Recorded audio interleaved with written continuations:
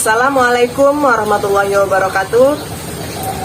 Kita berjumpa lagi Bapak dan Ibu. Sebelumnya perkenalkan, nama saya Bahidaya Nupita Ratmadina, pendamping PKH Kabupaten Lombok Tengah, Nusa Tenggara Barat. Pada kesempatan kali ini saya akan menyampaikan bagaimana pencegahan dan penanganan stunting melalui pemenuhan kesejahteraan ibu hamil, yaitu mendukung ibu hamil mengakses informasi yang tepat dan layanan yang tersedia di masyarakat. Baiklah, sekarang kita saksikan Yuk kita saksikan sama-sama. Mari kita saksikan sama-sama video berikut ini. Assalamualaikum warahmatullahi wabarakatuh. Waalaikumsalam warahmatullahi wabarakatuh. Puji syukur kita panjatkan kehadirat Allah Subhanahu wa Ta'ala, karena pada hari ini kita diberikan nikmat kesempatan serta kesehatan sehingga masih dapat berkumpul untuk melaksanakan pertemuan kelompok pada pagi hari ini. Bagaimana kabarnya hari ini Bapak Ibu? Alhamdulillah baik. Sebelumnya terima kasih kepada Ibu dan Bapak sudah menyempatkan diri dan berkenan hadir di pertemuan rutin kita. Pada pertemuan kemarin saya sudah membagikan tabel janji diri. Apakah hari ini tabel janji diri itu dibawa Bapak Ibu? Ya, dibawa. Oh iya Bapak Ibu. Apa ada yang masih ingat pada pertemuan kemarin kita membahas tentang apa ya Bapak dan Ibu? Ingat, membahas tentang stunting. Apa? Stunting. Stunting. Ya benar. Apakah Bapak Ibu bisa menjelaskan apa itu stunting? Bisa. Stunting adalah tinggi badan anak tidak sesuai dengan anak seusianya. Ya benar sekali ya Bu.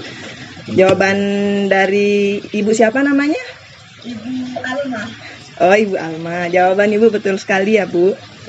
Ternyata Ibu dan Bapak masih ingat ya pelajaran yang kita bahas kemarin. Jadi stunting adalah kondisi gagal tumbuh pada anak berusia di bawah 5 tahun atau balita akibat kekurangan gizi dan infeksi berulang, terutama pada periode 1000 hari pertama kehidupan. Apakah rencana yang dituliskan pada tabel janji diri sudah diterapkan Bapak Ibu? Belum sih. Kenapa kok bisa belum Bu?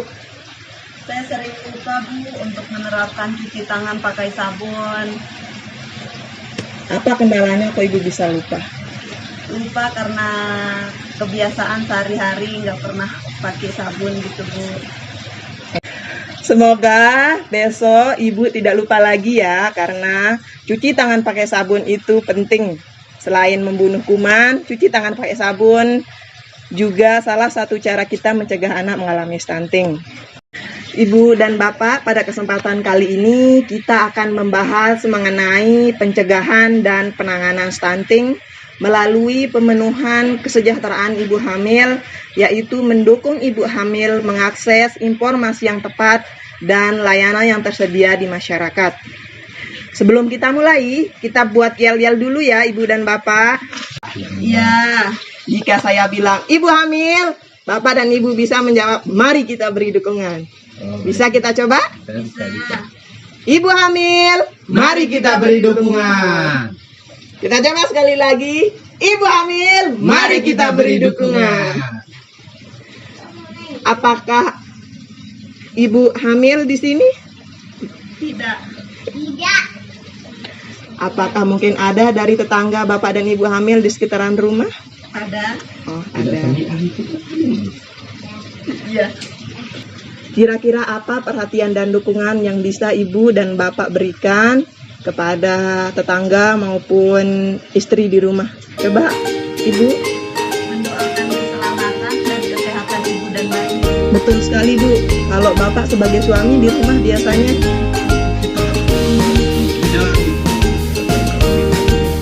betul sekali. Jadi perhatian dan dukungan yang diberikan kepada ibu hamil tidak hanya dari suami ataupun keluarga. Kita sebagai tetangga maupun masyarakat harus memberi perhatian dan dukungan. Sekarang Bapak dan Ibu saya bagi menjadi 2 kelompok, yaitu kelompok 1 dapat menuliskan apa yang dilakukan ketika ada anggota keluarga yang sedang hamil, dan kelompok 2 apa yang dilakukan ketika ada ibu hamil di masyarakat. Ini saya bagikan kertas, nanti Bapak Ibu bisa tuliskan di sini bagaimana perhatian dan dukungan yang diberikan kepada ibu hamil.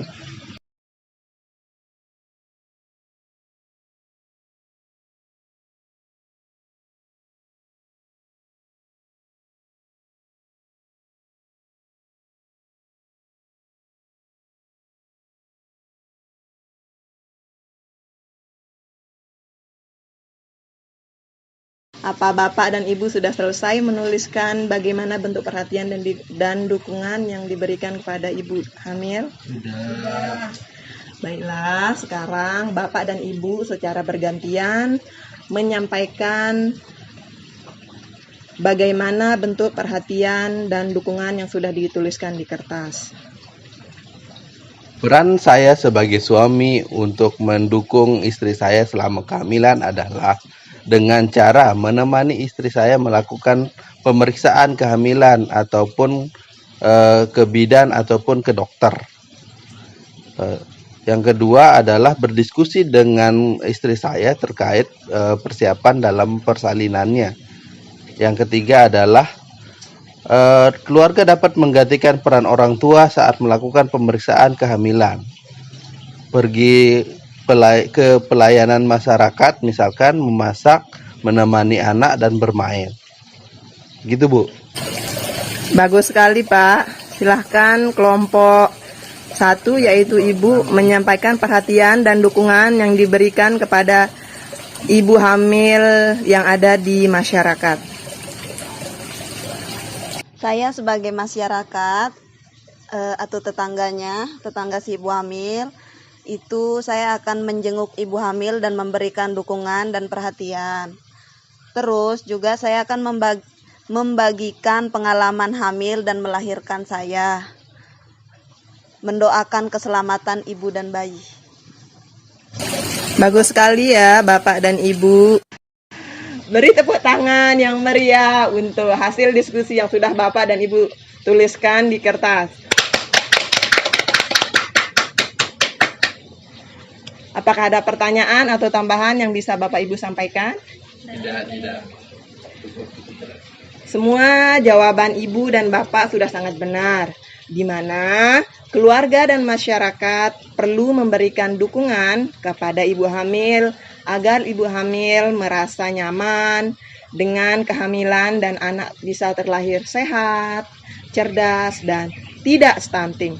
Nah, pertemuan yang dapat dihadiri oleh ibu hamil dan anggota keluarga untuk mendapatkan informasi yang tepat untuk mendukung ibu hamil, yaitu informasinya bisa didapatkan dari kelas posyandu, kemudian kelas ibu hamil, pertemuan kelompok, ataupun Bapak dan Ibu bisa pergi langsung ke puskesmas terdekat ataupun ke dokter pada saat melakukan pemeriksaan kehamilan. Di mana penting sekali bagi ibu hamil untuk mengikuti pertemuan tersebut agar anggota keluarga dan masyarakat mampu mendukung ibu hamil. Masih semangat Ibu dan Bapak? Masih. Biar kita tambah semangat, bagaimana kalau kita tepuk semangat dulu? Baik. Tepuk semangat. Semangat.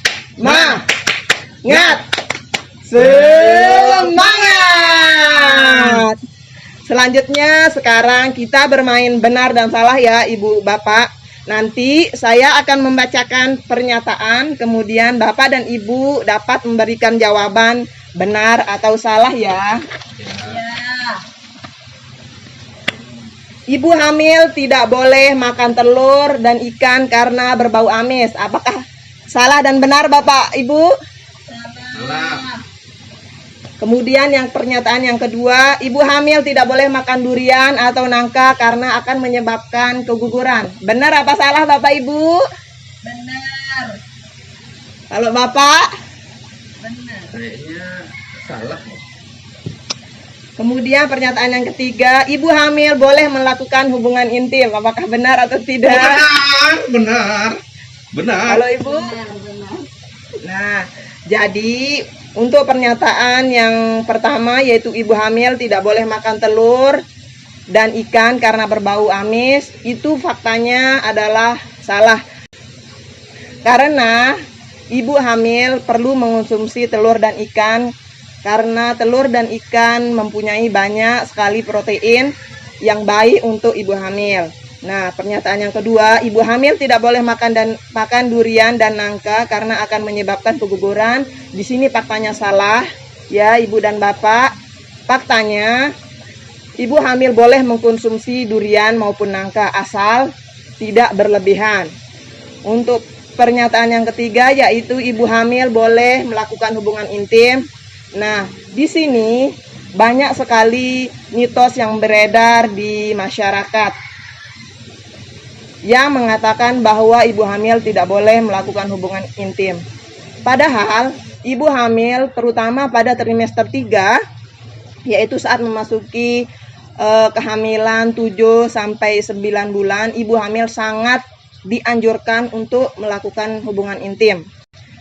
Hubungan intim ini dilakukan rutin, terutama pada saat usia kehamilan 9 bulan. Sekarang, Bapak dan Ibu bisa menceritakan mitos-mitos apa yang beredar di masyarakat.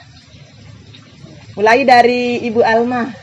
Banyak banget mitos-mitos yang beredar di masyarakat. Di antaranya yaitu ibu hamil katanya nggak boleh makan pisang yang berdempet karena nanti pas lahirnya anaknya kembar, terus anaknya tuh berdempet gitu. Terus kedua itu ibu hamil dilarang mengkonsumsi nanas karena nanas itu akan menyebabkan kandungannya itu bakalan keguguran. Ibu hamil juga dilarang mengkonsumsi kopi karena khawatir anaknya nanti keluarnya hitam dan lain sebagainya. Terus ibu hamil juga dilarang mengkonsumsi udang dan cumi karena dikhawatirkan anaknya lahir nanti jalannya mundur, segala macam. Itu sih yang saya tahu, Bu. Terima kasih ya Bu atas cerita yang sudah Ibu bagikan. Apa ada cerita yang bisa Bapak bagikan terkait mitos-mitos yang beredar di masyarakat? Mitos yang saya tahu beredar di masyarakat tentang ibu hamil itu adalah kalau suaminya tidak boleh potong rambut, Bu. Nanti dia perut ibunya itu gatal-gatal dia. Terus kita sebagai suaminya itu dilarang untuk menyembelih hewan. Nanti takutnya ibu hamilnya itu mengalami pendarahan gitu. Terus yang selanjutnya itu ada dia bilang dilarang makan gurita. Nanti melilit tali pusarnya di lehernya gitu dah, Bu. Itu dia jadinya. Terima kasih Bapak dan Ibu karena sudah menceritakan mitos-mitos yang beredar di kalangan masyarakat. Faktanya, ibu hamil sebaiknya mengkonsumsi makanan sesuai dengan kebutuhan ibu hamil, disesuaikan dengan trimester ibu hamil. Yaitu terdapat tambahan kalori bagi ibu yang sedang hamil yaitu 180 kalori pada trimester pertama dan 300 kalori pada trimester kedua dan ketiga. Fakta yang selanjutnya yaitu ibu hamil sebaiknya mencapai penambahan berat badan tertentu untuk memastikan dirinya dan janin mendapat zat gizi sesuai kebutuhan. Fakta yang ketiga yaitu ibu hamil sebaiknya mengkonsumsi makanan yang tinggi zat besi dan mengkonsumsi tablet tambah darah minimal 90 tablet pada saat kehamilannya supaya hemoglobin menjadi normal dan ibu hamil tidak mengalami anemia. Jadi kesimpulan dari pertemuan kali ini adalah yang pertama yaitu ibu hamil dan anggota keluarga perlu bijak dalam memilih dan memilah informasi. Yang kedua yaitu beberapa sumber informasi sudah dimiliki ibu hamil.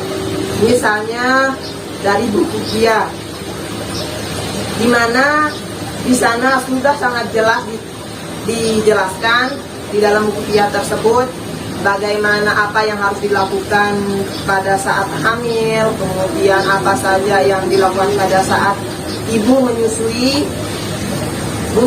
Yang ketiga yaitu untuk memastikan informasi yang tepat atau tidak, dapat bertanya pada saat mengikuti posyandu, kelas ibu hamil, maupun pada saat ibu memeriksakan kehamilannya di puskesmas maupun ke dokter. Yang keempat yaitu ibu hamil dan keluarga dapat mencari informasi dari sumber yang terpercaya seperti pemerintah dan ahlinya. Jangan sekali-kali ibu mempercayai informasi yang ada misalnya di sosial media maupun di kalangan masyarakat. Apa Bapak dan Ibu? Ada yang mau ditanyakan atau kurang jelas? Tidak ada. cukup. Baiklah, kalau sudah cukup, kemudian selanjutnya Bapak dan Ibu dapat menuliskan rencana terkait pertemuan kita kali ini dalam tabel janji yang sudah dituliskan sebelumnya untuk diterapkan di keluarga maupun di tetangga ataupun di masyarakat sekitar. Baiklah, cukup sekian pertemuan kita kali ini. Semoga bermanfaat dan sampai jumpa lagi dalam pertemuan kelompok berikutnya. Assalamualaikum warahmatullahi wabarakatuh. Waalaikumsalam warahmatullahi wabarakatuh.